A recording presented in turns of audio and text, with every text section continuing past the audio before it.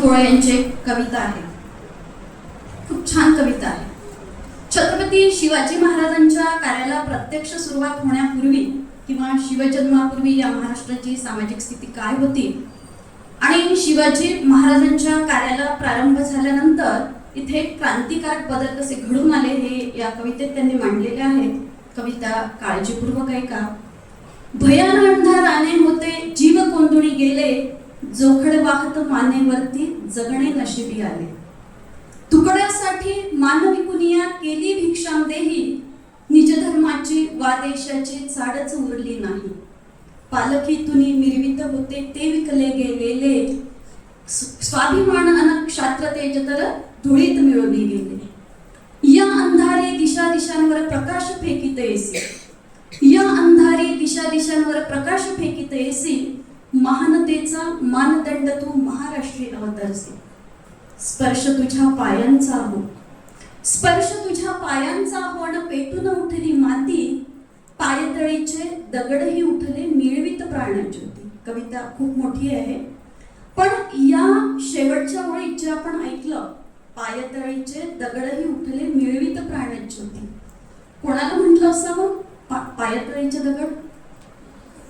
ज्या मावळ्यांची कथा आपण ऐकतोय ना, त्या मावळ्यांना म्हटलेलं आहे पायतळीचे दगड. जर शिवस्पर्श यांना झाला नसता, छत्रपती शिवाजी महाराजांचा सहवास जर यांना लाभला नसता, तर कदाचित यांच्या तलवारी कधी गाजल्याच नसत्या, कदाचित या मातीने मोकळा श्वास कधी घेतलाच नसता. आणि असाच तलवार गाजवणारा एक संशय बहादर येसाजी कंक, नाव ऐकले का तुम्ही कधी? ऐकलेलं आहे.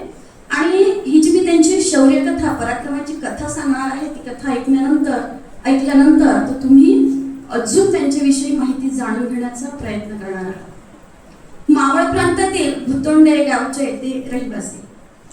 1626 हे त्यांचं जन्मवर्ष आणि छत्रपती शिवरायांचं जन्मवर्ष आहे 1630. म्हणजे तसं पाहायला गेलं तर समवयस्क, थोडंफार अंतर असेल पण समवयस्क. आणि हे छत्रपती शिवरायांचे बालमित्र. आपल्याला माहिती आहे की रायरेश्वराच्या मंदिरात स्वराज्य स्थापनेची शपथ घेतल्या गेली, पण शपथ घेऊन काम भागणार नव्हतं. मग किल्ले जिंकायचे.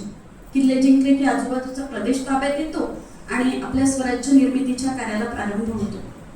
रोहिडेश्वराचा पहिला किल्ला जिंकला आणि स्वराज्य स्थापनेच्या कार्याचा श्रीगणेशा झाला. पुढे अनेक किल्ले जिंकले, पण येसाजी कंकच्या पराक्रमाचा खरा कस लागला तो प्रचंडगड जिंकताना. कानद खोऱ्यातील हा किल्ला दुर्गम, पाऊलवाट आणि जिंकायला तसा अवघड. फक्त मराठ्यांच्या सोयीची एक बाब इथे अशी होती की हे जे मावळ प्रांतातले किल्ले होते हे सगळे विजापूरच्या आदिलशहाच्या ताब्यात होते. आणि मग मला अडवणारं, मला थांबवणारं इथे कोणी नाही, म्हणून या किल्ल्याकडे त्याचं थोडं दुर्लक्ष होतं. सुरक्षा व्यवस्था थोडी ढिली होती आणि फारसं काही तिथे दारुगोळा नाही. आणि याच परिस्थितीचा फायदा येसाजी कंक आणि त्यांचे सहकारी घ्यायचे. जेव्हा प्रचंडगड किल्ला घ्यायचा होता त्यावेळेस आधी या किल्ल्याची टिंगळणी केली आणि फार गेलेच नाही. प्रचंडगड जिंकण्यासाठी फार मावळे गेलेच नाही. 20-25 गेले. तिथला जो किल्लेदार होता त्याला जेरबंद केलं, शिवरायांच्या पावलावर टाकलं आणि प्रचंडगड ताब्यात आला. खूप खूप किल्ले जिंकले. सगळी पराक्रमाची गाथा आपण आता ऐकली. पण एक मराठी मातीला कदाचित शाप असावा की आपलेच आपले शत्रू होते आणि तोच भाग होता जावळीच्या चंद्रराव मोऱ्यांचा. नाव ऐकलं असेल तुम्ही, इतिहास वाचता, तुम्हाला 7वीलाही हा इतिहास आहे. आणि चंद्रराव मोरे तसे पराक्रमी, तसे श्रीमंत, तसे सधन, पण या मातीशी काही देणं घेणं नाही. शिवाजी महाराजांनी निरोप पाठवला की आम्हाला येऊन भेटा, आपण एकत्र येऊ, शत्रूला दुरापस्त करू आणि आपलं राज्य निर्माण करू. पण चंद्रराव मोरे हे किरकोळ. मग शिवाजी महाराजांना लक्षात आलं कि अगर घी सीधी उंगली से ना निकले तो क्या करना पड़ता है, टेढ़ी करनी पड़ती है, और वही शिवा ने किया. येसाजी कंक मावळ प्रांतात राहणारे, या मावळ प्रांतातला काना कोपरा त्यांना माहिती. जावळीच्या जंगलाचं वर्णन असं करतात, म्हणजे त्या पुस्तकात वाचताना मला थोडं हसायला आलं की एक वेळ डोक्यातली ऊस सापडेल, पण जावळीच्या जंगलात सोडलेला हत्ती सापडणार नाही, इतकं घनदाट ते अरण्य आहे. पण ते स्वराज्याच्या दृष्टीने अतिशय महत्त्वाचं होतं, जावळी ताब्यात आली की मग समुद्रावर आपली सत्ता निर्माण होईल, हा हेतू शिवरायांचा. येसाजी कंक यांच्यावर ही जबाबदारी सोपवल्या गेली. येसाजी कंक आणि स्वतः छत्रपती शिवराय यांनी योजना आखली. जावळीवर हल्ला केला. चंद्रराव मोरेही कमी नव्हते, तितकाच प्रतिहल्ला त्यांनीही केला. पण शेवटी सरशी कोणाची झाली असेल? छत्रपती शिवरायांची. आणि तोच प्रसंग पुन्हा रोहिड्याच्या जेव्हा बांदलांना स्वराज्य स्थापन करताना, तेव्हा त्यांना असंच तलवारीचे वार झेलूनच त्या बांदलांना सुद्धा स्वराज्यात सहभागी करून घ्यावं लागेल. येसाजी कंक यांचं वर्णन आपण पुन्हा एक ऐकलं, म्हणजे एक प्रसंग आपल्याला माहिती आहे. तो पुण्याच्या लाल महालात कोण आला होता? मला नाही त्याचं नाव आठवत. काय त्याचं नाव? शाहिस्ते खान. कशासाठी आला होता तो? 3 वर्षांपासून त्यांनी इथे ठाण मांडलेलं होतं. आणि पहा हे लोक कसे होते, अतिशय भित्रे. किती सैन्य होतं याच्याजवळ? 75,000. किती होतं शाहिस्ते खानाजवळ? 75,000. म्हणजे 75,000पैकी जवळजवळ 10,000 त्याच्या आसपास वावरायचे सुरक्षेच्या दृष्टीने. Z+ सुरक्षा. आणि आपले मावळे कसे जायचे? हातात तलवार घेतली की निघायचे. इतके शूरवीर आपले सगळे. आणि जेव्हा तुम्हाला माहिती आहे त्या लग्नाच्या वरातीत छत्रपती शिवाजी महाराज गनिमी काव्याचा वापर केला, आतमध्ये शिरले, त्याही वेळेस येसाजी कंक त्यांच्या सोबत होते. येसाजी कंक यांचं वर्णन एक हत्तीचं बळ अंगी असणारा मावळा असं केले जाते. आणि तोच प्रसंग मी तुम्हाला सांगते की 6 जून 1674 काय झालं या दिवशी? 6 जून 1674 छत्रपती शिवरायांचा राज्याभिषेक झाला. आपल्याला सगळं आठवतं. आपण मागच्या वर्षी महानाट्य सादर केलं होतं, है ना?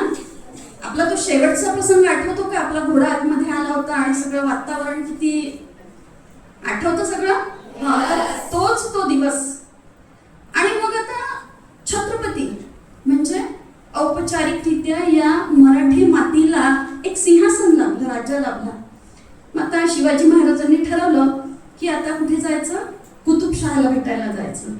50,000ची फौज सोबत घेतली आणि कुतुबशहाच्या दरबारी निघाले. ही एक सदिच्छा भेट होती. त्यातही एक गनिमी कावा होता की पुढे जर शत्रू एकत्र आलेत तर आपल्याला हाताशी कुणीतरी असावं.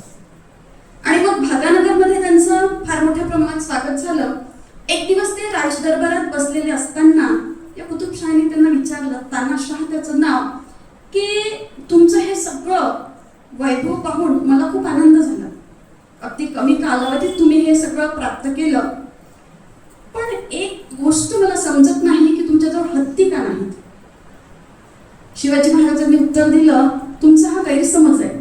आज माझ्यासोबत 50,000 हत्ती मी आणले आहेत, लेकिन दिखाई तो नहीं देते. कहाँ थे वो हाथी सब? कहाँ थे हाथी? त्यांचे मावळे. छत्रपती शिवरायांचा आपल्या सैन्यावरचा प्रचंड विश्वास पहा. त्यांनी सांगितलं की हे 50,000 सैन्य म्हणजे कोण आहे? माझा एक हत्ती आहे आणि माझा एक मावळा तुझ्या 100 हत्ती सोबत एका वेळेस लढू शकतो. त्यांना आश्चर्य वाटलं. मग तयार आहे का तुमचा मावळा? म्हणे हो, निवड यातला कोणताही एक निवड. आणि येसाजी कंक यांचं व्यक्तिमत्व थोडं मध्यम बांध्याचं होतं. त्याला असं वाटलं की कदाचित येसाजी कंक काही हत्तीसोबत लढू शकणार नाही, म्हणून येसाजी कंकची निवड करण्यात आली. दिवस ठरला आणि त्यात ते वर्णन मध्यधुंद हत्ती असं केलेलं आहे. मध्यधुंद हत्ती आणि येसाजी कंक यांची लढाई झाली. मग त्या मध्यधुंद हत्ती म्हणजे काय म्हणावं त्याला? त्याला दारू पाजली असावी का? मे बी, नाही आपल्याला माहिती. किंवा प्राण्यांना खूप असं त्यांना जर चवताळून जायचं असेल तर त्यांना उपाशी ठेवतात खूप दिवस, तसा काही तो प्रकार असावा. पण या अशा चवताळलेल्या हत्तीला तोंड देणं ही गोष्ट तितकी सोपी नव्हती. तो सामना सुरू झाला, सामना रंगला आणि शेवटी येसाजी कंकने त्या हत्तीला लोळवलं. शिवाजी महाराजांचा शब्द खरा ठरला, असे येसाजी कंक. 1680 मध्ये छत्रपती शिवरायांचं निधन झालं. त्यानंतर छत्रपती संभाजी यांनी या महाराष्ट्राची धुरा सांभाळली. तेव्हाही येसाजी कंक यांनी त्यांनाही तितकीच मदत केलेली आहे, तितकेच ते स्वामिनिष्ठ राहिलेले आहेत.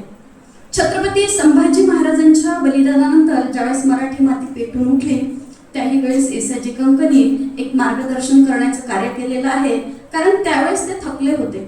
90 वर्षांचं दीर्घ आयुष्य त्यांना लाभलं. 1716 मध्ये त्यांचं निधन झालेलं आहे. असं या मातीशी एकनिष्ठ इमान राखणाऱ्या या येसाजी कंकना मी पुन्हा एकदा विनम्र अभिवादन करते. धन्यवाद.